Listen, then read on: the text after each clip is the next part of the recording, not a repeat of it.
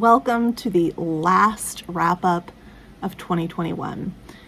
I cannot believe that we have reached the end of 2021. Can you believe it? Because this has been simultaneously the slowest and fastest year of my entire life. And I don't know how that works, but that is what has happened. And here we are. We have reached the end, and it's time to wrap it up. I'm so looking forward to moving into 2022, but at this point, I don't know why, because is it going to be any different from 2021? Who knows? Here we go. I'm gonna start with two books that I couldn't give a rating to, or that I felt I couldn't give a rating to, that I finished. I read this one, The Penguin Book of Christmas Stories, from Hans Christian Andersen to Angela Carter. It is edited by Jessica Harrison, and I gotta tell you, Jessica Harrison did an amazing job.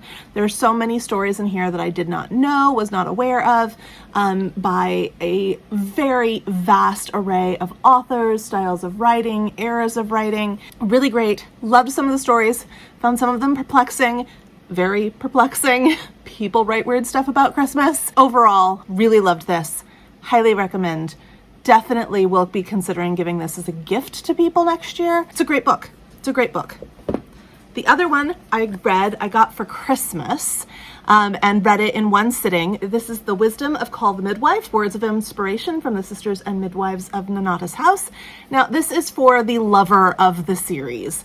In it, you will find these beautiful little images from the series, as well as quotes from the series said by characters and by writers, that are organized by different heading. It's a beautiful little book.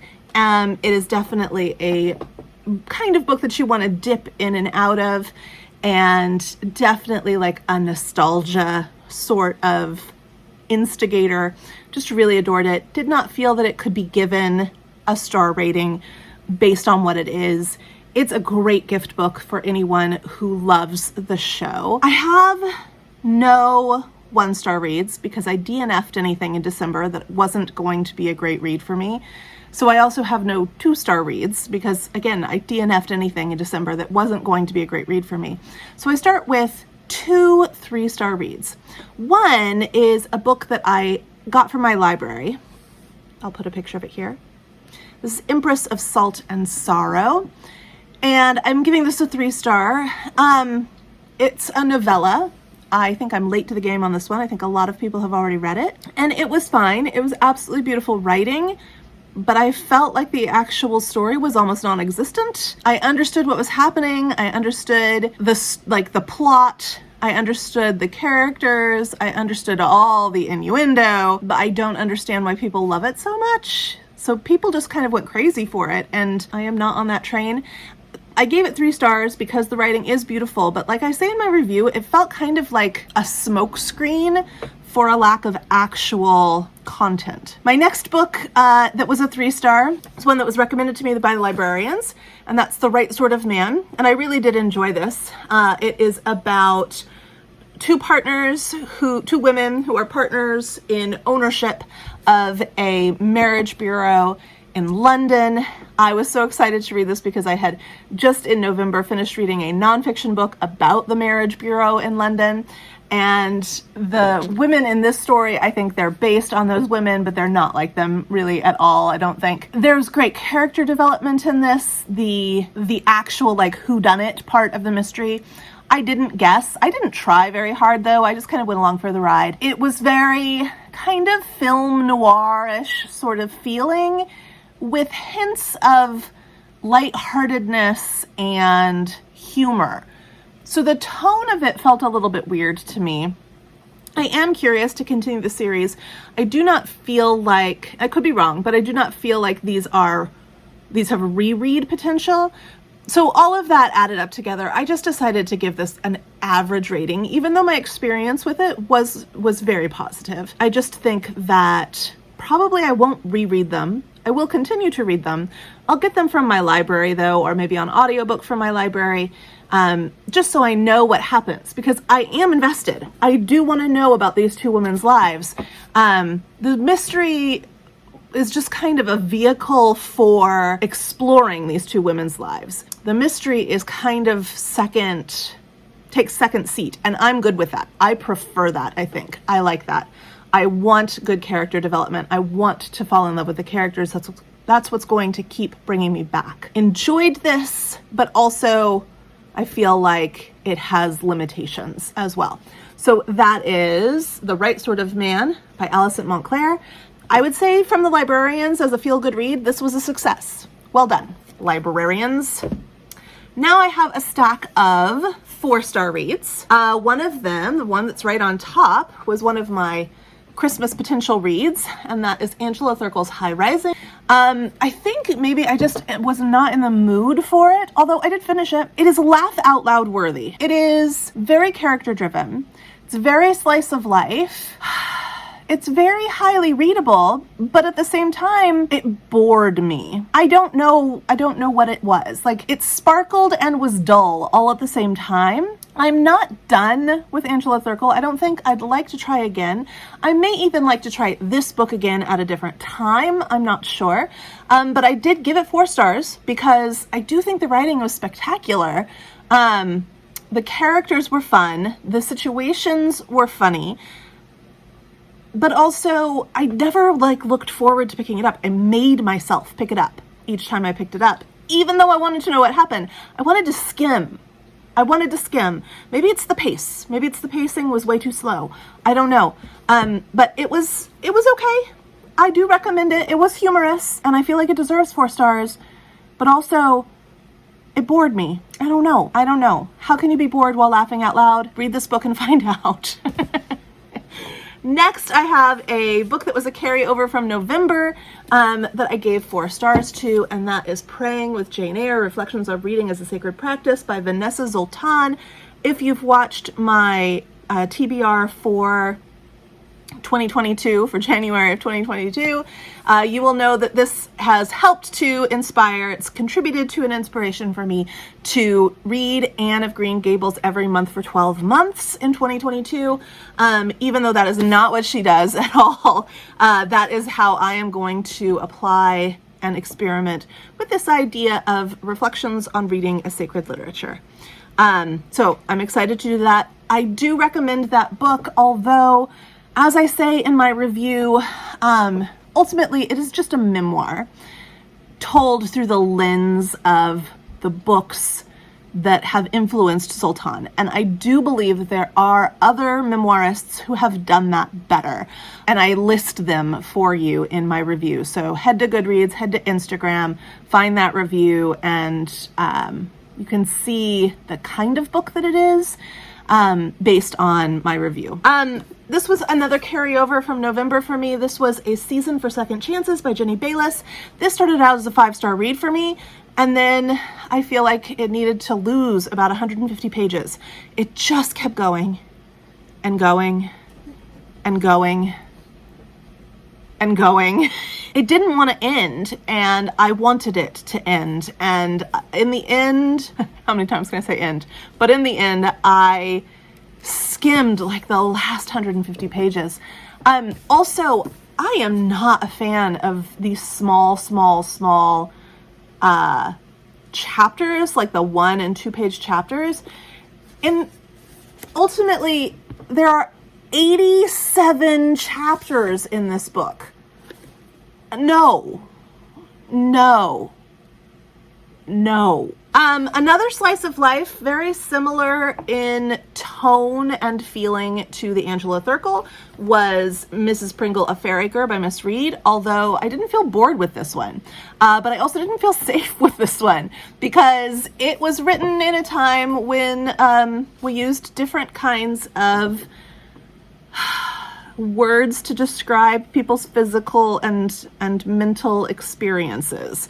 And sometimes she would just throw out a really derogatory term, and it's coming from this really sweet woman who, you know, means no harm, and yet everything about 21st century me is like, what? And it kept happening. And again, it is not meant to be hurtful or harmful in any way. It's just that our language has actually changed so much. That Miss Reed of Mrs. Pringle, a Fairyker, is a great example of how our language has changed and adapted to fit our cultural norms and values. So it's an enjoyable read, truly. I really loved it.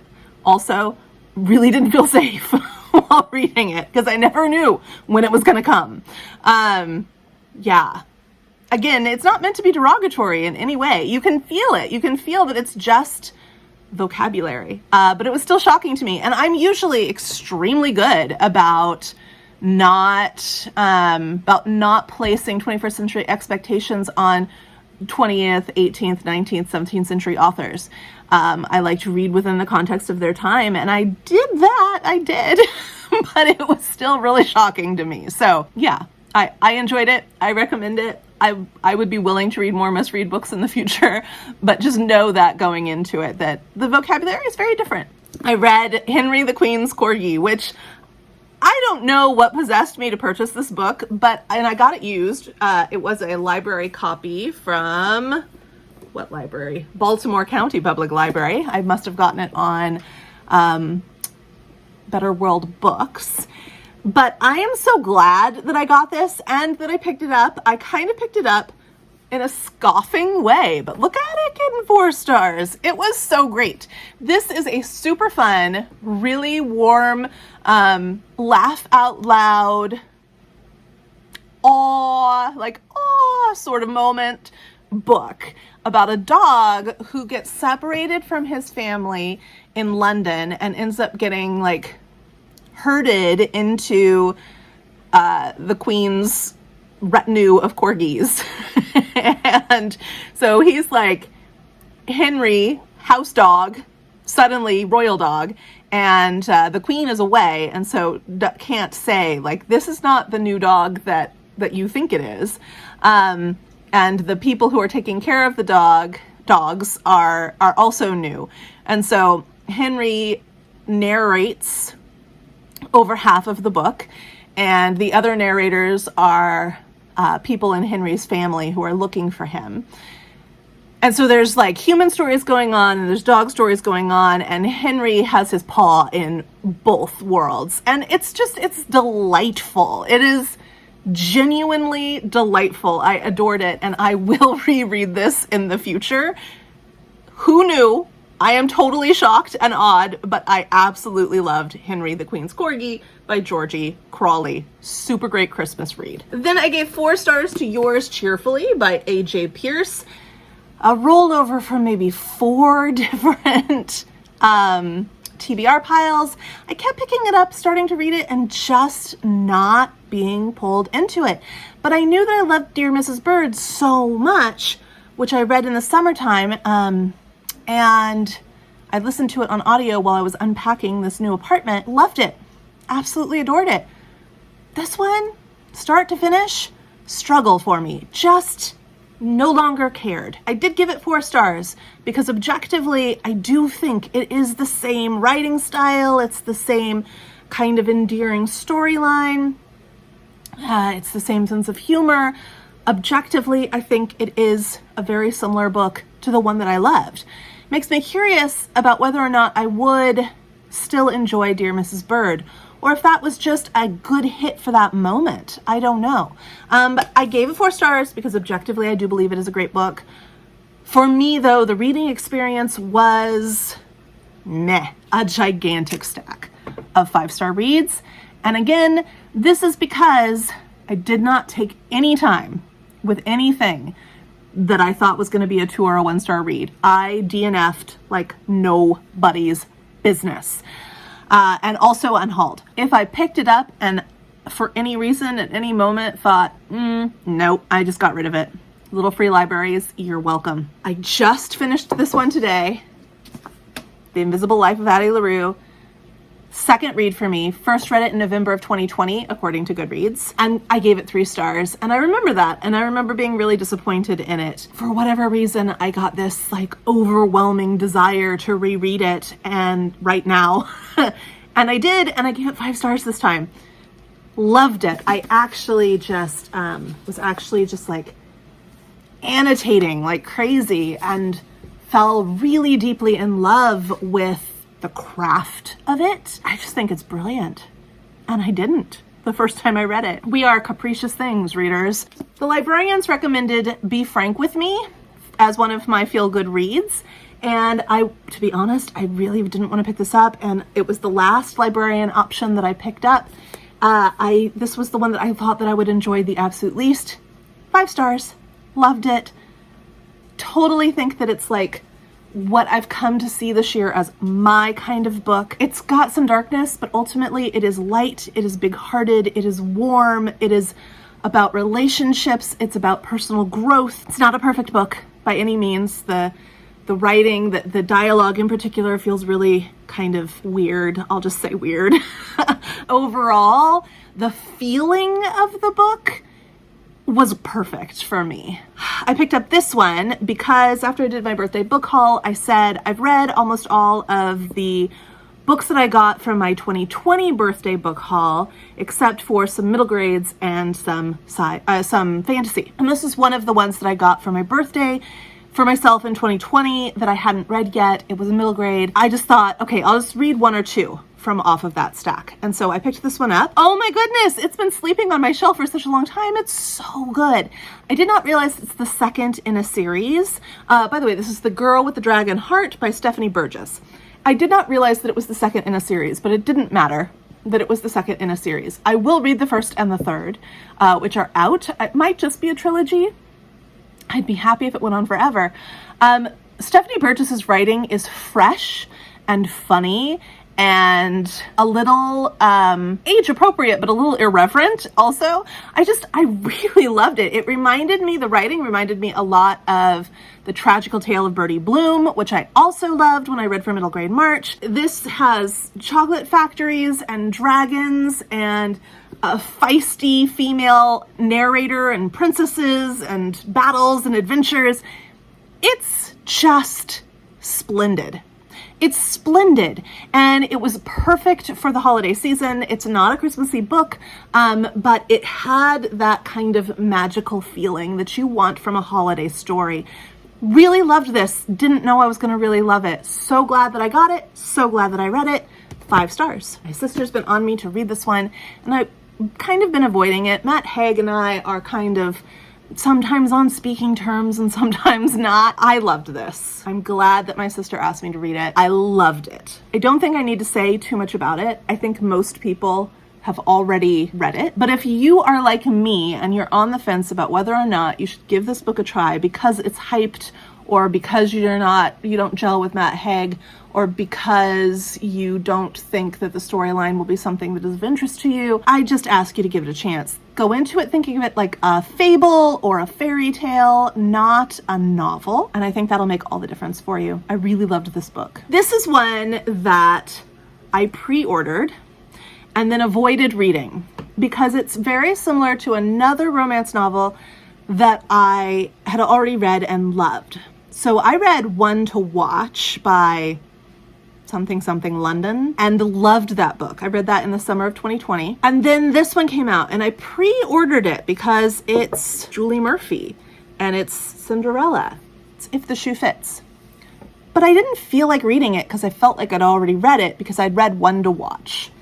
Both of them are about plus-size women interested in fashion. Both of them are about the ways in which they end up on Bachelor-type dating shows. But they are incredibly different books. And this one, to be honest, I picked it up. I thought it was going to be a DNF and a get rid of, and I loved it. It enchanted me from the moment I started reading. I can't recommend it enough, and I feel sad that I'm coming late to this game, but also happy that I actually picked it up and didn't just DNF it. Everything about this book is magic, and I highly recommend it.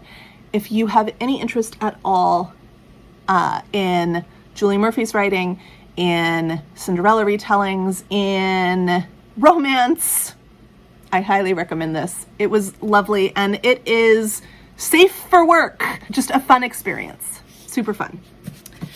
I read these two. Now, I've read Winter House multiple times. This is another one of those books that I got for myself for my birthday last year that I hadn't read yet. But I felt like I needed to remind myself of what Winter House was like. I knew that I'd given Winter House 3 stars the first time I read it, and the second time I read it. But I also knew I kept coming back to it. I read it this time and I gave it 5 stars. Who am I and what's going on with my reading habits? I don't know. But I loved it and gave it 5 stars. And I immediately picked up the second book because that was the intention in the first place, was to get to the second book. And I gave this one 5 stars too. And I have the third book ordered and we'll read that next Christmas. Loved this series so much for me for Christmas time.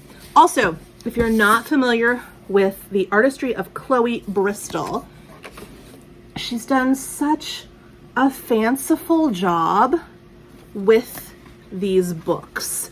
They are glorious works of art, and you can see her work throughout the book, and it just adds so much joy to the reading experience. So if you are a fan of puzzles, riddles, Nancy Drew, the Hardy Boys, even Harry Potter, I highly suggest you try these if you haven't given them a try yet. I read this. I read William Shakespeare's Christmas Carol by Ian Dosher, based on the novella by Charles Dickens, illustrated by Joshua Hicks. I actually listened to this. It's a full cast audio. You can get it from Audible. It was perfect. It's like watching Dickens' A Christmas Carol in verse with cameos from your favorite Shakespeare plays. That's what it's like. So you never know who's going to play what character and how them playing it is going to change things. So like you'll be watching and you'll be tracking with the story, and then you'll realize like, oh, that's the Ghost of Banquo who's playing that character, or that's Macbeth who's playing that character, or whoa, he's Hamlet. I didn't even think of that. Like, it's brilliant and hilarious. And if you have a background with Shakespeare, it's going to be one of the greatest events of your life. If you don't, it's still very enjoyable and clever. You may not get everything, but it doesn't matter. So think of it like a Disney cartoon. Like there's all these things that go over kids' heads that are put in there for the adults to enjoy, but the kids get just a delightful experience. So if you are unfamiliar with Shakespeare, you're still going to get a delightful experience, but if you are familiar, then you're also going to get all these Easter eggs. So really lovely, enjoyable. Nicholas St. North, the Battle of the Nightmare King. I gave this 5 stars because I do think it's a 5-star read, but I also am confused by it because it's very dark, and yet it is middle grade. So, for example, here's some of the fun Christmassy middle grade images that are given to you to fill your nightmares. Here. It's a very dark story, but also I think that it was like a middle school book for adults. And I don't really know where, like, I think it's kind of maybe genre bending. I'm not probably going to continue with this series because I do feel like it's kind of a mini high fantasy that's super dark, and it's not my cup of tea, but I do recognize it as a 5-star read. I read this one, Liza Nash Taylor's In All Good Faith, a novel. This was such a great experience, and I read it slowly because I was savoring it. It is told through 2 different perspectives, May and Dorrit, and they're 2 totally different perspectives. One is a married woman trying to, in the Great Depression, trying to keep her family afloat in the face of patriarchy, kind of. There's more to it than that, but that's a pretty accurate description.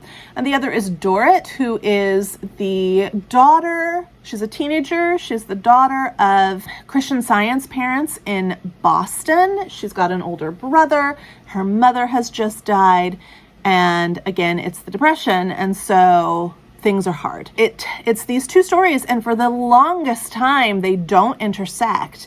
And then they do. I mean, every bit of this book is just excellent. And everything is just so beautifully set within the context of the time. So many things in here made me go, I never knew that. And sent me down these rabbit trails of personal research and discovery as well. It is a good time. If you are a fan of historical fiction, I highly recommend it. If you are a fan of character-driven novels, I highly recommend it. This was the second. It can be read as a standalone, which is what I did, but it picks up May's story. So there's a book that precedes this, which I will now also read, that starts May's story. And that book is called Etiquette for Runaways. So I will pick up Etiquette for Runaways because I will now read anything that Liza Nash Taylor writes. Highly recommend that one. I read Will. I wanted to read this in November, but I just never picked it out of, if you've watched my video, you know I picked it, but it hadn't arrived yet. And so I put the scrap of paper back into the jar and then never repicked it. So it's kind of a rollover from November. I loved this. I absolutely loved this. I listened to it while I read along in the book, and listening to it was such a great experience. Will Smith is the one who does the narrating of it, and he'll like sing for you and do all sorts of things. It's really, really an experience. This is a memoir, yes. It is also walking the line of autobiography as well, as he starts from the beginning and goes to the present day of his life. It is simultaneously incredibly vulnerable, but also guarded. There are certain things that you want him to talk about that he doesn't talk about, but there's so much else that he does talk about that you're kind of distracted. He's an incredibly intelligent, incredibly diligent, incredibly driven man who has made a lot of mistakes in his life, and he takes responsibility for those. He doesn't hide from them. But I think also he's still young and he's still got a lot to learn. I say he's still young. He's a little bit older than me. I'm also still young. I also still have a lot to learn. I think that this feels like, as you read it, and I think it's probably the Mark Manson aspect of the co-authorship, but it feels like he takes all these events and he turns them into a masterclass on how to be you. I feel like that's his drive and that's his mission, is to be himself. And in order to be himself, he has to know himself. And in order to know himself, he has to learn from life, from the people around him, from the experiences that have been given to him, and from the experiences that he has made himself. And I just really, I've thought about it probably every day since I finished reading it. So really, really recommend this one. This is Crooked Heart. This was also recommended to me by the librarians. This was also one that I was incredibly skeptical about picking up. I thought that it would be a DNF from the get-go, so I put it on my list to read quite early on in the month and ended up loving it. It is full of great characters. It is full of situations, because it's in World War II in London. It's full of situations in which people have to make good decisions, and they're all bad decisions. Like, all the options are bad, and they have to pick one, and it happens constantly. Again, great characters, and yet you love them all. It's beautifully done. It's a beautiful, feel-good book about bad times. It's magic. It's just magic. And I did fall in love with these characters, and I'm so happy with the ending of the book, and I will read it again. I will read it again many times. Loved it. Absolutely loved it. That's Crooked Heart by Lissa Evans. The Mermaid and Mrs Hancock. This was a carryover from November. It's by Imogen Hermes Gower. This is a first novel for Gower, and it is a brilliant work of genius. It is gorgeous narrative. Again, it is about gray characters. There's this aspect of a bit of magical realism, but it's just a bit. It's just a little spice, just a little salt on top. Mostly it's about very real people making very real decisions, but it's about how desire dictates lives. Kind of. More. It's about more than that. I think that it is one of the best books I read all year, and I wish that it was on my favorite books of 2021 video. So good. So good. And I highly suggest that you give it a chance. It took me forever to read. It took me maybe 4 weeks, which is forever for me. And it wasn't because it wasn't because I never wanted to pick it up. It wasn't because I kept avoiding it. I didn't at all. It's the kind of book that you read slowly. It's very dense, but it's not hard to understand. I just wanted to savor it. I think that's what it is. So what it boils down to. I just really wanted to savor it. It's beautiful.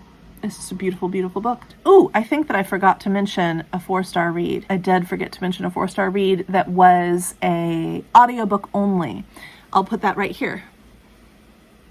It's Floras Traveling Christmas Shop by Rebecca Raisin. I really loved the tea shop one. I know there are others. There's a bookshop one that I haven't read.